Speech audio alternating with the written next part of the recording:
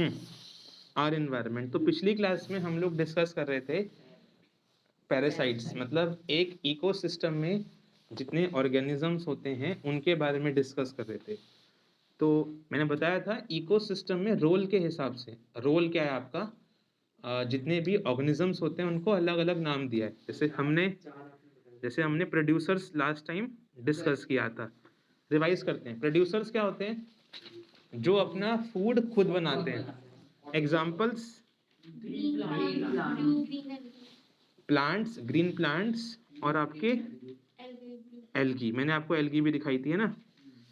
Algae को fungus से कभी भी जोड़ना नहीं है। फंगस अलग होती है, एल्गी अलग होती है, दिखती दोनों सेम सेम है। प्रोड्यूसर्स के बाद हमने कंज्यूमर्स के बारे में डिस्कस किया था।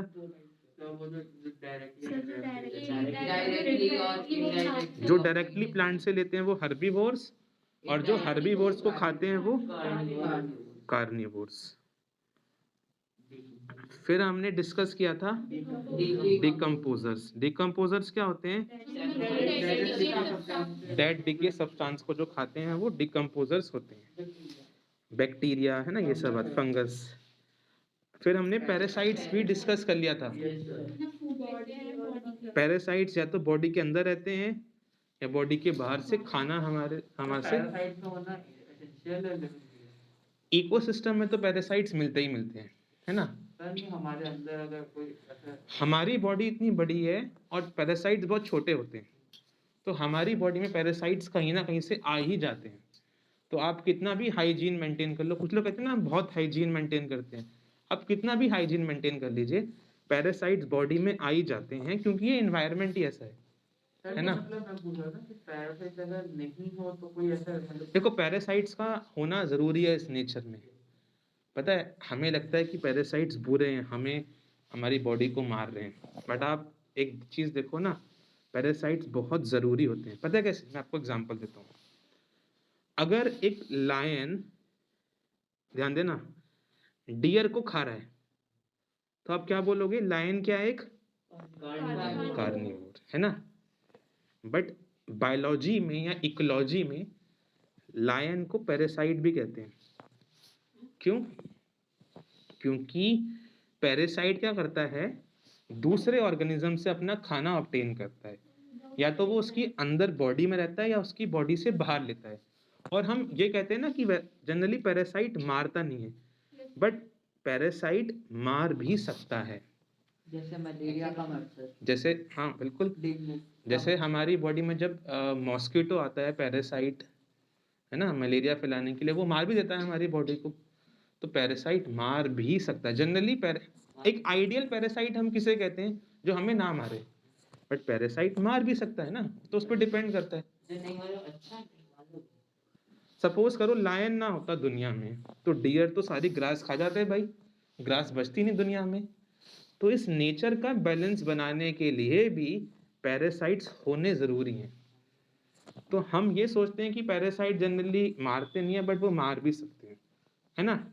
चलिए, तो हमने पैरासाइट भी डिस्कस पिछली क्लास में कर लिया था, डिकम्पोजर्स भी हो गए थे। तो ये हमने जितने भी ऑर्गेनिजम्स होते हैं उनके रोल के हिसाब से उनके नाम हमने पढ़ लिए थे। आज की हमारी क्लास स्टार्ट होगी फूड चेन से। तो हेडिंग लिखिए, मैं आपको समझाता हूँ फूड चेन क्या है। फूड चेन क्या होती है दोस्तों? हमने आपको ये पढ़ा दिया, इस पूरे के पूरे नेचर में प्रोड्यूसर्स होते हैं, कंज्यूमर्स होते हैं जिन्हें हम हर्बीवोर बोलते हैं, और कार्निवोर होते हैं, ऐसे अलग अलग ऑर्गेनिजम्स पढ़ा दिया आपको। अब होता क्या है कि ना, इस नेचर में एक साइकिल चल रही है दोस्तों। साइकिल क्या चल रही है कि आपका ग्रास होपर है, वो ग्रास को खाएगा, क्योंकि ग्रास होपर के लिए ग्रास फूड है। फिर ग्रास होपर को बड़ी एक बर्ड खाएगी, उस बर्ड को स्नेक ने खा लिया, उस स्नेक को एक आउल ने खा लिया। जब ये सब मर जाएंगे या आउल मर जाएगा, तो उसकी बॉडी को डिकम्पोजर्स ने डिकम्पोज कर दिया। फिर डिकम्पोजर्स जब मर जाएंगे तो वो न्यूट्रिएंट बन जाते हैं, उससे प्लांट्स यूज करके बड़े हो जाते हैं। तो नेचर में एक साइकिल चल रही है, एक साइकिल चल रही है जिसमें क्या होता है, हर एक ऑर्गेनिज्म को दूसरा ऑर्गेनिज्म खा रहा है। इस नेचर की साइकिल को, जिसमें फूड बट रहा है, ग्रास को ग्रास ओपर ने खाया, ग्रास ओपर को बर्ड ने खाया, एक नेचर की साइकिल है जिसमें हर एक ऑर्गेनिज्म को सक्सेसिव ऑर्गेनिज्म खा रहा है। इसको फूड चेन या फूड साइकिल कह सकते हैं। फूड चेन या फूड साइकिल क्या है? a series of food in which one organism is eaten by other organism, which in turn is eaten by other organism। एक साइकिल है जिसमें हर एक ऑर्गेनिज्म को दूसरा खा रहा है, फिर उसे कोई और खा रहा है। ये साइकिल जो होती है वो फूड चेन।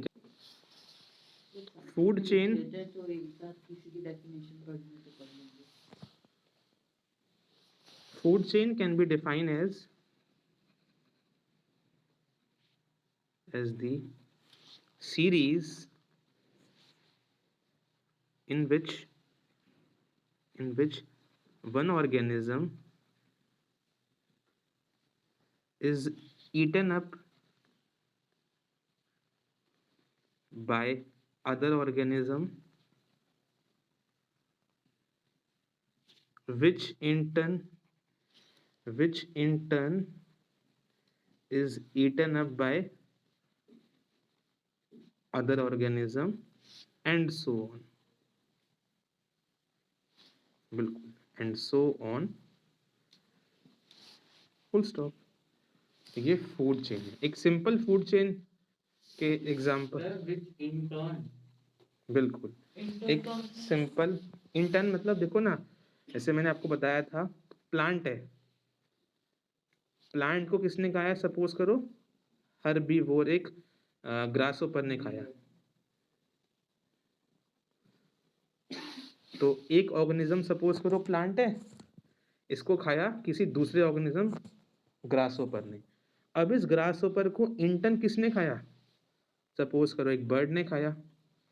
उसको किसने खाया? सपोज करो एक स्नेक ने खाया। तो ये बन तो गया आपका एक इंटर्न, मतलब एक ऑर्डर में। प्लांट को ग्रासोपर ने, ग्रासोपर को बर्ड ने, बर्ड को स्नेक ने, इंटर्न मतलब एक ऑर्डर में। अब कुछ फैक्ट्स हैं, हम लिखेंगे heading facts about food chain. Facts या एस्पेक्ट्स ऑफ फूड चेन, जिसके बारे में कुछ क्वेश्चन आपके डेवलप होंगे इस टॉपिक में से। फैक्ट्स या एस्पेक्ट्स ऑफ फूड चेन, जिस पे कुछ क्वेश्चन डेवलप होंगे। अब हम लोग समझते हैं कि फूड चेन के फैक्ट्स या एस्पेक्ट्स। ऐसा देखा गया है दोस्तों कि ना, ये तो आपको पता ही है ना, जब भी सनलाइट फॉल करती है किस पे? प्रोड्यूसर्स पे। तो प्रोड्यूसर्स क्या करते हैं? अपनी बॉडी में फूड प्रिपेयर करते हैं। और एक सिर्फ प्रोड्यूसर्स ही होते हैं इस इकोसिस्टम में जो अपना खाना खुद बना सकते हैं। बाकी लोग तो उनको प्रोड्यूसर्स पे डिपेंड करते हैं, डायरेक्टली या इनडायरेक्टली, है ना। ऐसा देखा गया है कि ना, जब भी सनलाइट फॉल करती है प्रोड्यूसर्स पे, तो प्रोड्यूसर सिर्फ सनलाइट का 1% ही अपने अंदर यूज करके फूड बनाते हैं। फॉर एग्जाम्पल, अगर एक सनलाइट गिर रही है 1 लाख जूल क्वांटिटी में, 1 लाख जूल सनलाइट गिर रही है प्लांट पे, तो इस 1 लाख का 1% ही सिर्फ इसका 1% ही ये प्लांट की बॉडी में एनर्जी स्टोर होगी। टोटल सारे प्रोड्यूसर 1% लेंगे, टोटल सभी अपनी बॉडी में 1% ही लेंगे। टोटल सभी ईच 1%। तो इस 1 लाख का 1% कितना हुआ? 1/100 इंटू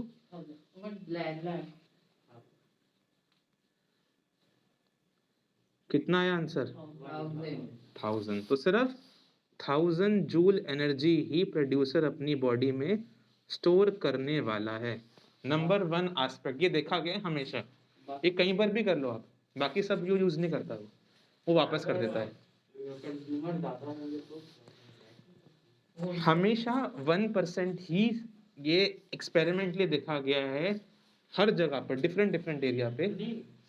मैं उस पर आता हूँ। हमेशा 1% ही, अब ध्यान रखना आप लोग, प्रोड्यूसर्स सनलाइट की एनर्जी को अपने अंदर स्टोर करेंगे। ठीक है ये बात? अच्छा, अब आगे बढ़ते हैं उसके। तो सपोज करो 1 लाख, अभी देखो, अभी सपोज करो 1 लाख एनर्जी फॉल किस पे करी थी, सनलाइट की 1 लाख जूल एनर्जी थी, वो फॉल कर रही थी, उसका सिर्फ 1000 जूल किसके पास गया, प्रोड्यूसर। इतना ठीक है, आगे बढ़ते हैं। अब इस प्रोड्यूसर को किसने खाया है, रैट ने खाया। अब ध्यान देना, अब जब प्रोड्यूसर के आगे जब एनर्जी बटेगी, प्रोड्यूसर को कौन खा रहा है, रैट, रैट को स्नेक। जब प्रोड्यूसर के आगे जब एनर्जी बढ़ती है तो वो एक 10% लॉ फॉलो करती है। What is 10% law? 10% लॉ कहता है कि प्रोड्यूसर से आगे जब भी कोई एनर्जी डिलीवर होगी तो वो 10% की फॉर्म में डिलीवर होगी। मतलब प्रोड्यूसर पे कितनी एनर्जी है अभी, 1000 जूल। इस 1000 जूल को 10% निकालो, उसका कितना आएगा, 100। भाई देखो ना, 10% कितना होगा, 10/100 इंटू 1000, तो ये कट जाएगा आपका, 0 से 0 100 बचेगा। ये 100 जूल एनर्जी इस रैट के पास आएगी। मतलब प्रोड्यूसर के आगे एनर्जी जब फ्लो करेगी 10% के लॉ फॉलो करेगी। हाँ, उस पर भी आ रहा हूं मैं, संयम। तो कहने का मतलब बिल्कुल, तो देखो 1 लाख जूल एनर्जी किसके पास थी, सनलाइट के पास। प्रोड्यूसर ने उसका सिर्फ 1% लिया, जो कितना था, 1000 जूल। फिर प्रोड्यूसर को रैट ने खाया। प्रोड्यूसर के आगे एनर्जी 10% बढ़ती है, मतलब प्रोड्यूसर का 10% गया रैट के पास, 100 जूल। तो आप कहोगे सर 1000 में से 100 माइनस करा मैंने तो कितना बचा, 900 जूल। ये कहाँ गई, अभी तो पूछोगे। ये एनर्जी जो है इन्वायरमेंट में जाती है, ये एनर्जी इन्वायरमेंट के पास जाती है। प्लांट के पास तो 1000 जूल थी ना एनर्जी, प्लांट का 100% खाया रैट ने, 10%, 100%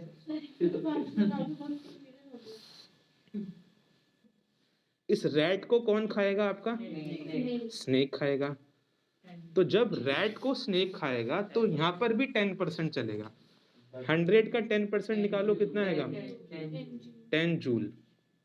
तो स्नेक के पास सिर्फ 10 जूल एनर्जी बची, बाकी कहाँ गई, इन्वायरमेंट के पास हीट करने उसको।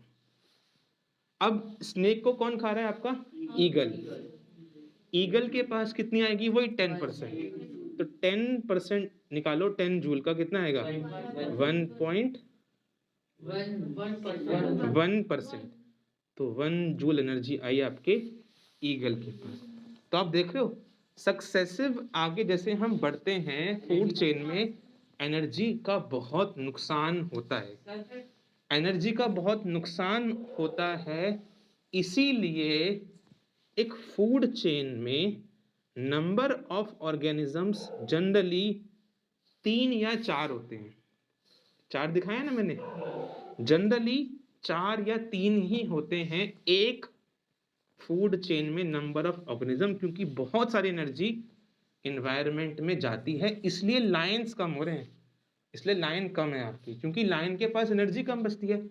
लायन सबसे ऊपर बैठा है खाना खाने के लिए, यहाँ मान लो, क्योंकि नहीं, क्योंकि एनर्जी कम मिलती है लायन को, इसीलिए लायन का नंबर कम है। आप देखो इस दुनिया में प्लांट्स बहुत सारे हैं और जितने बड़े ऑर्गेनिज्म है वो कम है। अगर हम ह्यूमंस अपना नंबर देखें ना, बिल्कुल, आप एक चीज देखो कि ना, नंबर ऑफ प्लांट सबसे हाईएस्ट हैं दुनिया में compare to top organism, lions या ह्यूमन। जितना छोटा ऑर्गेनिज्म होगा उसको ज्यादा एनर्जी मिलती है, इसलिए नंबर बढ़ता है उसका। इसलिए लायन ह्यूमंस का नंबर कम है अगर हम देखें अब बाकी ऑर्गेनिज्म से। पहले इसको लिखते, पहला पॉइंट फूड चेन का एस्पेक्ट में, in a food chain producers always capture 1% of the total energy of sunlight। Food chain में सिर्फ 1% एनर्जी ही प्रोड्यूसर्स कैप्चर करते हैं किसकी? सनलाइट की। पहला पॉइंट। दूसरा पॉइंट, अब प्रोड्यूसर्स को जब कोई और खाएगा, after producers the energy delivered to other organisms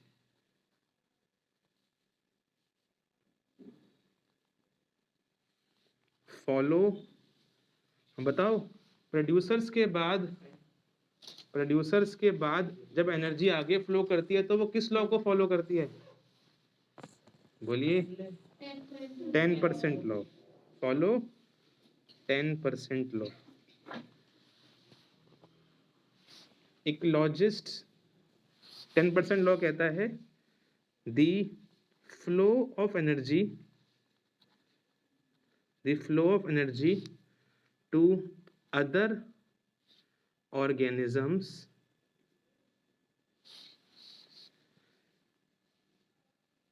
in a food chain is only 10% of the energy available to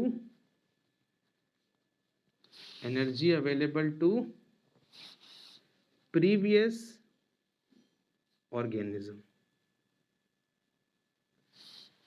10% law कहता है कि जो एनर्जी मिलती है एक ऑर्गेनिज्म को फूड चेन में, वो सिर्फ 10% मिलती है पहले वाले ऑर्गेनिज्म के पास जितनी एनर्जी है उसका। क्वेश्चन भी करवाऊंगा अभी आपको, तो समझ में आ जाएगा। और थर्ड पॉइंट जो बता रहा था मैं आपको, क्योंकि जब एनर्जी फ्लो होती है फूड चेन में, तो आप देख लो ना, वो 10% लॉ फॉलो कर रही है। मतलब बहुत सारी एनर्जी इन्वायरमेंट में लॉस हो रही है। इसलिए मैंने बताया था number of organisms food chain में कितने होते हैं? 3 to 4, है ना। तो थर्ड पॉइंट लिखिए आप, since so much energy is lost to environment, बहुत सारी एनर्जी इन्वायरमेंट में लॉस्ट हो जाती है। अब आप कहोगे सर ये इन्वायरमेंट में लॉस हो रही है, इसका कोई रीज़न है? यस, आप क्लास 11th में पढ़ेंगे, थर्मोडायनेमिक्स एक ब्रांच है फिजिक्स और केमिस्ट्री की, वो बताती है इसका रीज़न कि इन्वायरमेंट में ही क्यों एनर्जी लॉस होती है। थर्मोडायनेमिक्स कहती है किसी भी सिस्टम को आप हीट दो, जैसे आपने देखा होगा जब मम्मी खाना बनाती हैं आपके घर पे, गैस चालू करती हैं, गैस चालू किया, खाना बन रहा है ना। हमारा पर्पस क्या है? जो गैस चालू करी, गैस से जो हीट आ रही है वो खाने को गर्म करे। बट देखा होगा गैस के साइड में हाथ लगाते हो, थोड़ा हाथ गर्म हो जाता है कि साइड से भी हीट निकल रही है। थर्मोडायनेमिक्स ये कहती है किसी भी सिस्टम को, किसी भी सब्सटेंस को एनर्जी दो, उसका पार्ट ऑफ एनर्जी ही वो अपने पास रखती है, बाकी वो इन्वायरमेंट में लॉस करती है। यहाँ भी सेम हो रहा है, यहाँ पर भी सेम हो रहा है कि एनर्जी इन्वायरमेंट में जा रही है। Since so much energy is lost to environment, therefore the number of organism is limited to 3 or 4 in a food chain। इसलिए फूड चेन में सिर्फ 3 या 4 ऑर्गेनिज्म देखने को मिलेंगे, क्योंकि बहुत सारी एनर्जी लॉस होती रहती है एनवायरनमेंट में। अगला पॉइंट आपका इस फूड चेन के एस्पेक्ट के बारे में, आप एक चीज देख रहे हो, जब सनलाइट फॉल करी ग्रास पे, जैसे मैंने अभी एग्जांपल दिया था ना आपको, सपोज करो 1 लाख एनर्जी है सनलाइट की, वो फॉल करी प्लांट पे, तो प्लांट ने इसका सिर्फ 1% अपने पास रखा था, मतलब 1000 जूल। फिर प्लांट को खाया था ग्रास ऊपर, सपोज करो, तो उसका 10%, अब 10% बटेगा ना आगे। प्लांट तो सिर्फ 1% एनर्जी रखता है अपने पास, तो 1 लाख का 1%, तो 1000 जूल आ गई प्लांट के पास। अब प्लांट के आगे एनर्जी बढ़ती है 10% से, है ना? तो 1000 का 10% कितना होगा? 100। तो 100 जूल आई थी एनर्जी, सपोज करो ग्रास ऊपर पे। अब इसका 10% निकालो तो आएगा 10 जूल एनर्जी, मतलब एक एक कम करते रहो, 0 है ना? तो 100 से कम किया तो 10 जूल, इतनी एनर्जी आई आपके बर्ड के पास। उसका 10% निकाला तो किसके पास आई एनर्जी? 1 जूल स्नेक के पास आई। उसका निकालोगे 10% तो 0.1 आई आपकी एनर्जी आउल के पास। आप एक चीज देख रहे हो, ये जो एनर्जी फ्लो कर रही है ये एक ही डायरेक्शन में कर रही है, या ऐसे भी है कि पीछे भी आ रही है एनर्जी? एनर्जी प्लांट से ही तो जा रही है ग्रास ऊपर के पास, ये देखो यहां से यहां पर, फिर जा रही है एनर्जी ग्रास ऊपर से बर्ड के पास। या ऐसे हो रहा है कि जो एनर्जी ग्रास ने दी थी ग्रास ऊपर को, वो वापस भी ले रहा है? नहीं ना। फूड चेन में एनर्जी हमेशा एक ही तरफ फ्लो करती है। तो ये हमारा अगला पॉइंट है कि in a food chain energy flow in uni direction, एक ही तरफ फ्लो करती है, कि छोटे ऑर्गेनिज्म से बड़े की तरफ एनर्जी फ्लो करती है, वो वापस नहीं होती। तो फोर्थ पॉइंट है कि फूड चेन में डायरेक्शन ऑफ एनर्जी हमेशा यूनी डायरेक्शनल है, एक ही तरफ है, कि प्लांट से एनर्जी गई ग्रास ऊपर के पास, उससे गई बर्ड के पास, उससे गई स्नेक के पास, ऐसे बढ़ रही है ना? समझ में आ रही है बात? तो डायरेक्शन एनर्जी का क्या है? एक ही तरफ। फोर्थ पॉइंट ये लिखते हैं। Fourth point, in a food chain the direction of energy is always, in a food chain the direction of energy is always unidirection। इसका मतलब भी लिख लो ब्रैकेट में, that is energy flow from plants to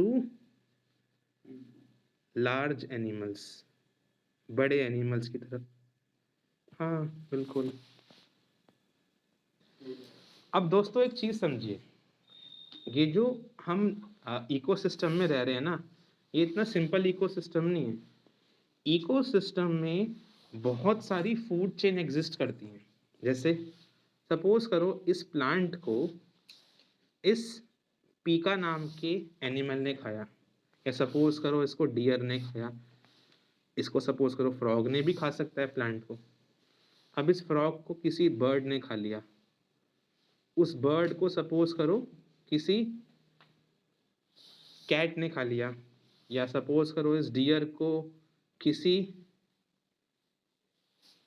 Python ने खा लिया, उसे suppose करो किसी लायन ने खा लिया, सपोज करो इस फ्रॉग को किसी लिजार्ड ने खा लिया, इस लिजार्ड को सपोज करो किसी दूसरे एनिमल ने खा लिया।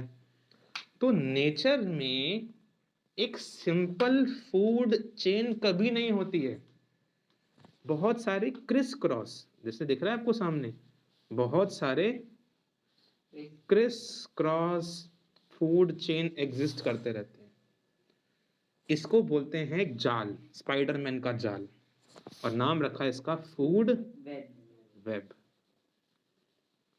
तो फूड चेन सिंगल कभी एग्जिस्ट नहीं करती कि आप सोचो कि भाई प्लांट को फ्रॉग ने खाया, फ्रॉग को लिजार्ड ने खाया, उसको लायन ने खा लिया, ऐसा नहीं है। हो सकता है लिजार्ड को किसी और एनिमल ने खा लिया हो, है ना? हो सकता है कि फ्रॉग को लिजार्ड ने नहीं किसी दूसरे एनिमल ने खा लिया हो, या फ्रॉग को हो सकता है इसने खा लिया हो।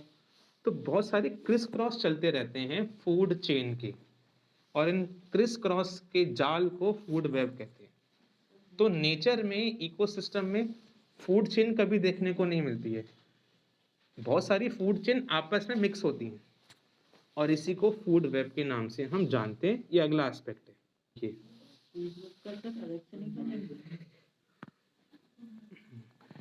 अगला पॉइंट लिखिए, इन नेचर, ये 5th पॉइंट है आपके फूड चेन के एस्पेक्ट का, और ये डेफिनेशन भी बन जाती है फूड वेब की, ठीक है। In nature a single food chain never exist, many food chain gets interlinked with each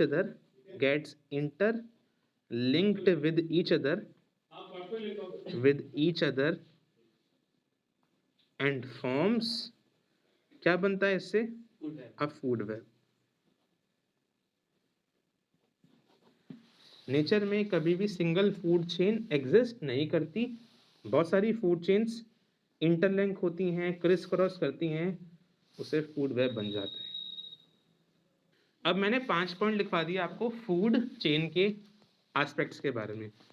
6ठा point में अगली बार लिखवाऊंगा। आज एक क्वेश्चन करवाता हूँ आपको जो जनरली पूछ लेते हैं एग्जाम में इस टॉपिक में। ये क्वेश्चन मान के चलो कहीं ना कहीं बोर्ड में या फिर आपके प्री बोर्ड वाले एग्जाम में आने वाला है। क्वेश्चन 1, 6ठा पॉइंट अगली बार लिखूंगा। क्वेश्चन लिखिए, study the food chain and answer the question.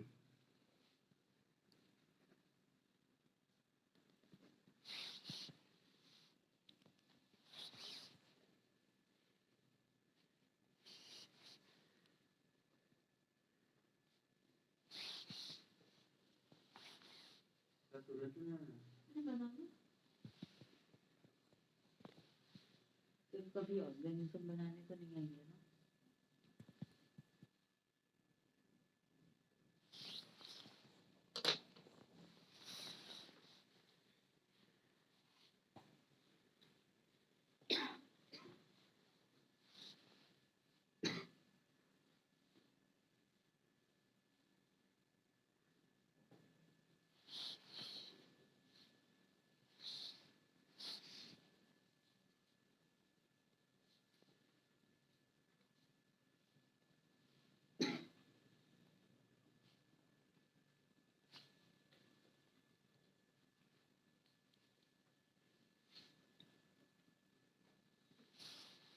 Sun, plant, frog, deer, lion.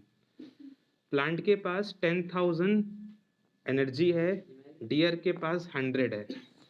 Sun, frog और लायन के पास कितनी एनर्जी होगी आप निकालिए। हाँ भाई देखिए जरा इसका आंसर कैसे आएगा। सनलाइट का 1% प्लांट अपने अंदर एब्जॉर्ब करता है ना। तो आपको पता होना चाहिए कि 1%, आपको पता होना चाहिए 1% ऑफ सन एनर्जी से मैथ्स में पढ़ते नहीं हम लोग प्रॉफिट लॉस वाले क्वेश्चन, वैसे ही है कुछ क्वेश्चन। 1% ऑफ सन एनर्जी ही प्लांट के पास आती है, ये तो होता है। और प्लांट के पास एनर्जी कितनी है अभी 10,000। तो ये ध्यान रखो इस क्वेश्चन में कि सन की 1% एनर्जी जो 10,000 है वो प्लांट के पास आ रही है ना जी। तो 1% ऑफ एक्स, सन की एनर्जी को एक्स मान लेते हैं, इज इक्वल टू 10,000। इस 100 को इधर ले जाइए, कितना आएगा 10 लाख। 4 जीरो थे ही, 2 जीरो और लगा दीजिए, तो 10 लाख एनर्जी है आपकी सन की। ये तो हमने प्लांट से निकाल ली सन की एनर्जी। अब प्लांट के आगे 10% एनर्जी फॉलो करती है, तो इसका एक जीरो कम कर दो 1000, उसका एक कम करा तो 100 आ ही रहा है, सही क्वेश्चन है। इसका 10 कर दो, तो ऐसे क्वेश्चन आपका हो जाएगा।